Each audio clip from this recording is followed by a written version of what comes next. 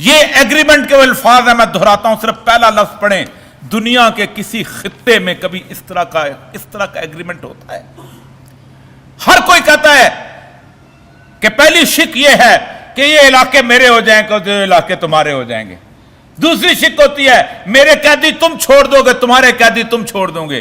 تیسری شک ہوتی ہے میرا اس علاقے کے پانی کے اوپر اتنا حق ہے، تمہارا اس علاقے کے اوپر پانی کے اوپر حق ہے۔ چوتھی شک ہوتی ہے میرا تاوان اتنا ہے تم مجھے دو گے، تمہارا تاوان اتنا ہے تم مجھے دو گے۔ یہ ایگریمنٹ ہے جو 7 اور 8 جولائی کو ان کے درمیان روڈ میپ کے طور پہ ہوا ہے، جس کا فائنل ایگریمنٹ ہونے والا ہے۔ اس کی پہلی شک آپ لوگوں کے لیے یہ پڑھ کے سناتا ہوں، آپ حیران ہو جائیں گے، حیران ہو جائیں گے۔ The participants of the Doha conference agrees.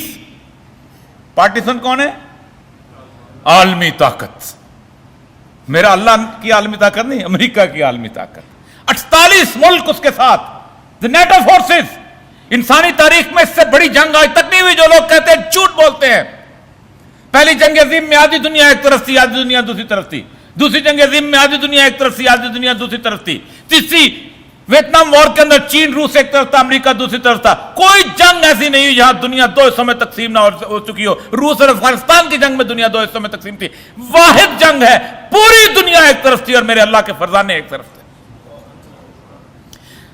Participants of the Doha conference agrees, یہ دونوں اس بات پہ اگری کرتے ہیں، متفق ہیں، on a road map for peace based on the following conditions.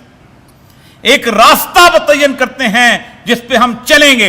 اس راستے کا پہلا لفظ سنیں، اگلے میں نہیں پڑھوں گا، اگلے بہت چھوٹی چھوٹی باتیں ہیں۔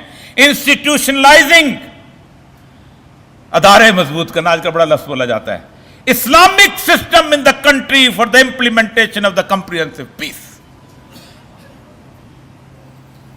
ہر ادارے کو اسلام کے رنگ میں ڈھالنا، پہلا ایگریمنٹ، کوئی اور نہیں مانگا، کوئی اور مطالبہ نہیں ہے۔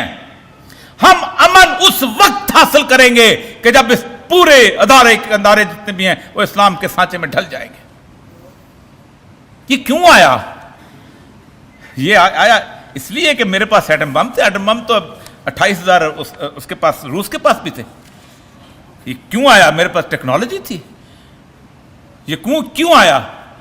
اس لیے کہ میرے پاس ایک سپاہ تھی۔ اگر فوج نے جیتنا ہوتا تو 7.5 لاکھ فوج جو تھی وہ صدام حسین کے پاس تھی۔ بڑے فخر سے کہا کرتا تھا، کیا اس کا جو سپاہی کیا نام تھا، وزیر دفاع، کہ امریکہ کا منظر آنے دے رہے ہیں، یہ ایک لمبے سانپ کی طرح ہوگا، ہم اس کو بیچ میں سے کاٹ لیں گے۔ توکل ومن یتوکل اللہ فحسبہ۔ اللہ شرک پسند نہیں کرتا۔ جس نے یہ کہا کہ میں تلوار کے زور پہ جیتوں گا وہ ہارا، جس نے یہ کہا میں بندوق کے زور پہ جیتوں گا میں ہارا، جس نے کہا میں ایٹم بم کے زور پہ جیتوں گا وہ ہارا۔ ورنہ روس کے پاس کم ہتھیار تھے، وہ تو پڑوس میں تھا، صرف ایک اٹھنا تھا اور وہاں پر نافذ۔ اور کون کون سا ملک اس نے ہضم نہیں کر لیا؟ دنیا چپ رہی۔ تاجکستان ہضم کیا، ازبکستان ہضم کیا، کرغزستان ہضم کیا، قزاقستان ہضم کیا، آذربائیجان، سب، لیکن کسی طور پر اس کو گنجائش نہ مل سکی۔ یہاں صرف یہ ناراضگی، آپ کو ایک راستہ ملا ہے، کیونکہ وقت بہت کم ہے۔